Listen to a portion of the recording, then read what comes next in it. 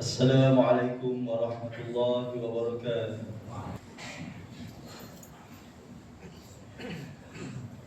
الحمد لله القائل: أعوذ بالله من الشيطان الرجيم وقالوا ما هي إلا حياتنا الدنيا نموت ونحيا وما يهلكنا إلا الدهر وما لهم بذلك من علم إن هم إلا يظنون. أشهد أن لا إله إلا الله وحده لا شريك له وأشهد أن محمدا عبده ورسوله. اللهم صل وسلم على سيدنا محمد وعلى آله وصحبه أجمعين. أما بعد، فيا أيها المسلمون اتقوا الله، أوصيكم وإياي بتقوى الله فقد فاز المتقون. قال الله تعالى: يا أيها الذين آمنوا اتقوا الله حق تقاته ولا تموتن إلا وأنتم مسلمون. Muslimin yang dirahmati Allah Subhanahu wa taala, saya menyeru agar kita bersama-sama meningkatkan ketakwaan kita kepada Allah Subhanahu wa taala dengan melaksanakan segala perintahnya dan meninggalkan segala perkara yang dilarangnya. Semoga kita semua diberi kebahagiaan dan kejayaan di dunia dan di akhirat. Pada hari yang mulia ini, mimbar akan membicarakan khutbah bertajuk Bahaya Ancaman Atheis. Para tetamu Allah Subhanahu wa taala yang dimuliakan, ayat 24 dalam surah Al-Jasiyah yang dibaca pada awal khutbah ini bermaksud, dan mereka berkata, tiadalah hidup yang lain selain daripada hidup kita di dunia ini. Kita mati dan kita hidup, silih berganti, dan tiadalah yang membinasakan kita melainkan edaran zaman. Padahal mereka tidak mempunyai sebarang pengetahuan tentang hal itu. Mereka hanyalah menurut sangkaan semata-mata. Ayat ini membicarakan tentang satu golongan dalam kalangan manusia yang telah wujud sejak dahulu lagi. Mereka adalah golongan yang tidak mempercayai adanya alam akhirat, tidak yakin adanya Allah Subhanahu wa taala dan alam gaib. Mereka percaya kehidupan hanya berlangsung dalam dunia sekarang ini sahaja. Ia hanya putaran silih berganti, segalanya melalui proses hidup dan berakhir dengan kebinasaan. Apa yang menjadikan kita mati dan binasa hanyalah masa atau waktu yang beredar. Golongan ini dinamakan sebagai Dahriyun, Mulhid atau Atheis. Hadirin yang dikasihi Allah Subhanahu wa taala sekalian, fahaman Atheis bertitik tolak dari kegagalan mereka mengenali Allah Subhanahu wa taala sebagai pencipta alam. Mereka mungkin mendapat sedikit pendedahan tentang agama, namun kerana tidak menambah ilmu, mereka hanya mengkaji sendiri lalu membuat kesimpulan mudah bahawa Allah Subhanahu wa taala, alam gaib dan akhirat tidak pernah wujud. Fahaman Atheis adalah sangat berbahaya kerana mereka percaya bahawa tiada pencipta alam ini. Alam wujud tanpa pencipta, tidak perlu terikat kepada Tuhan atau agama, tidak perlu beragama, tidak mengakui keesaan Tuhan dan kerasulan Nabi Muhammad sallallahu alaihi wasallam serta tidak mempercayai hari akhirat. Fahaman ini telah lama berkembang dan telah cuba ditangani oleh para ulama silam melalui pengajaran, penulisan kitab dan debat secara terbuka. Namun, fahaman ini terus berkembang sehingga hari ini. Faktor pertama kepada kemunculan Atheis adalah jahil agama, terutama dalam menghayati dua kalimah syahadah. Mereka hanyalah meletakkan Tuhan menurut logik akal semata-mata, sedangkan akidah merangkumi tiga aspek: akal, penghayatan hati dan pelaksanaan anggota badan. Kejahilan ini satu cabaran buat umat Islam untuk menjelaskan hakikat kebenaran. Firman Allah Subhanahu wa taala dalam surah Al-An'am ayat 33, A'udzu billahi minasyaitonir rajim. Qad na'lamu annahu la yahzunuka alladhi yaqulun fa innahum la yukadzibunaka walakinna adh-dhalimina biayatillahi yajhadun. Sesungguhnya kami mengetahui bahawa apa yang mereka katakan itu akan menyebabkan engkau, yakni wahai Muhammad, berduka cita. Maka janganlah engkau berduka cita, kerana sebenarnya mereka bukanlah mendustakanmu, tetapi orang-orang yang zalim itu mengingkari ayat-ayat keterangan Allah disebabkan kedegilan mereka semata-mata.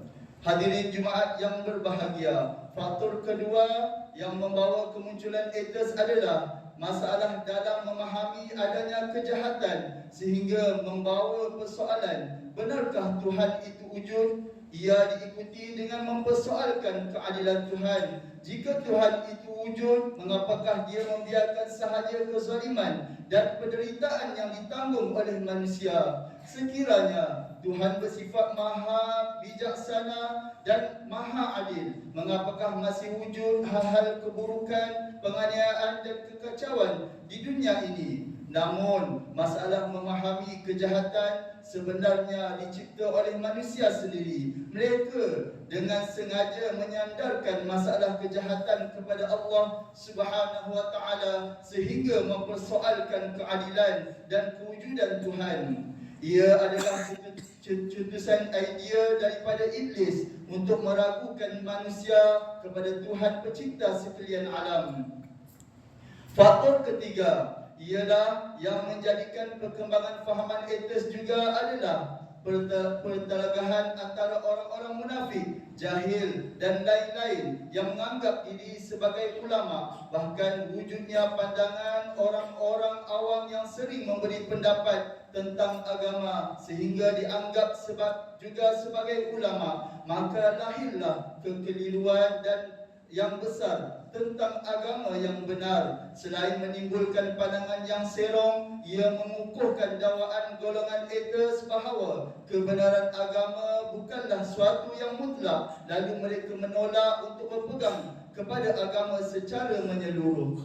Hadis daripada Abdullah bin Amr radhiyallahu anhu bahawa Rasulullah sallallahu alaihi wasallam bersabda, Inna Allah la yaqbidul 'ilma intiza'a yantazi'uhu minal 'ibad walakin yaqbidul 'ilma biqabdil 'ulama hatta idza lam yubqi 'aliman ittakhadha an-nasa ru'usaha juhalan fasu'ilu fa'aftau bighairi 'ilm fadallu wa adallu.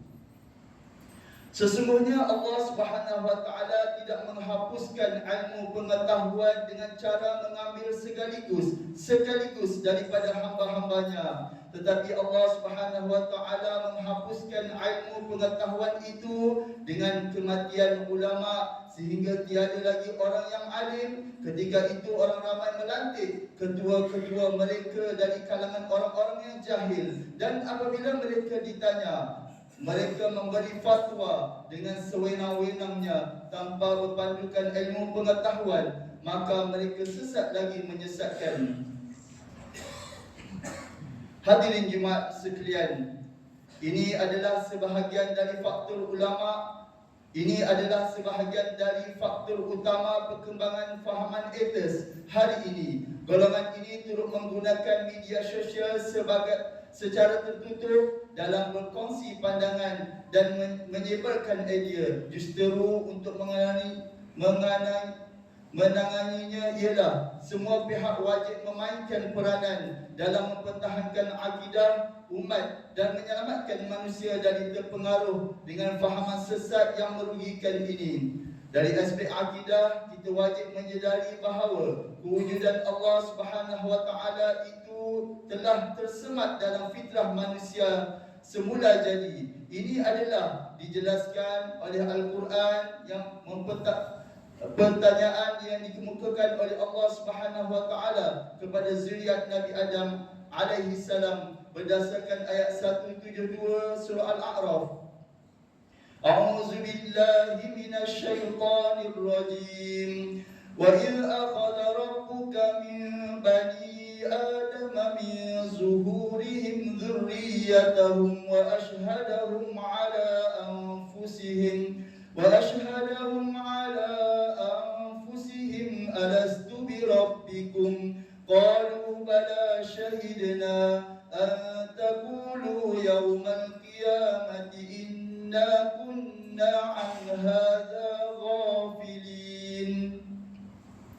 Dan ingatlah wahai Muhammad, ketika Tuhanmu mengeluarkan zuriat anak-anak Adam turun-temurun dari tulang belakang mereka, dan dialah jadikan mereka saksi terhadap diri mereka sendiri, sambil dia bertanya dengan firman-Nya, bukankah aku Tuhan kamu? Mereka semua menjawab, benar, Engkaulah Tuhan kami. Kami menjadi saksi yang demikian supaya kamu tidak berkata pada hari akhir kiamat kelak, sesungguhnya kami adalah lalai, tidak diberi peringatan tentang hakikat tauhid ini. Kemuncaknya adalah kewujudan Allah Subhanahu wa taala. Masakah kita mengharapkan dapat melihatnya baru kita mengakui kewujudannya? Bagaimana jika seorang petani melihat tapak kaki harimau dalam kebun? Apakah dia perlu melihat jasadnya dahulu, atau dia telah bersiap sedia menyelamatkan diri sebelum menemuinya? Dari aspek kerasulannya pula kita yakin Allah Subhanahu wa taala wujud setelah memahami tanda-tandanya. Bukan sahaja wujud, bahkan Allah Subhanahu wa taala telah mengutuskan rasul untuk mengajar manusia mengenalinya. Terdapat rasul-rasul yang diutuskan untuk mengajar manusia tentang Allah Subhanahu wa taala dan kewajipan menyembahnya. Rasul yang terakhir ialah utusan Nabi Muhammad sallallahu alaihi wasallam yang menyempurnakan agama dan memperbetulkan semua penyelewengan manusia terhadap syariat nabi-nabi dahulu. Manakala dari aspek keadilan Tuhan dan pembalasan kejahatan pula, manusia telah diberitahu oleh para rasul bahawa hidup di dunia ini adalah ujian. Ia akan menentukan siapa akan mendapat balasan baik dan balasan buruk. Apa yang lebih penting adalah manusia perlu menghadapi dengan pegangan yang betul agar dapat bersabar dengan semua ujian yang dihadapi dan memperolehi ganjaran yang baik daripada Allah Subhanahu wa taala. Muslimin yang dirahmati Allah Subhanahu wa taala, mengakhiri khutbah pada hari ini, marilah kita mengambil beberapa pengajaran daripada khutbah ini untuk dijadikan panduan dalam hidup kita, iaitu pertama, umat Islam hendaklah yakin bahawa kewujudan alam yang indah ini dan berlakunya perubahan siang dan malam adalah bukti yang benar tentang kewujudan Tuhan Maha Pencipta, iaitu Allah Subhanahu wa taala yang wajib disembah. Kedua, umat Islam tanpa mengira umur dan persekitaran hendaklah mempelajari agama Islam dengan sempurna dan tidak berhenti menuntut ilmu, sama ada pengajian di surau dan masjid maupun secara formal. Ketiga, umat Islam perlu cakna dan perkembangan pemikiran penyelewengan, terutamanya dalam media atas talian. Sebarang kekeliruan terhadap akidah dan agama perlu diminta penjelasan atau dipanjangkan kepada pihak berautoriti. A'udzubillahi minasyaitonir rajim. Wa idza ja'ahum amrun minal amni awil khawfi adha'u bih walau radduhu ila ar-rasuli wa ila ulil amri minhum la'alimahu alladhina yastanbitunahu minhum walaula fadlullahi 'alaikum wa rahmatuhu lattaba'tumus syaitana illa qalila.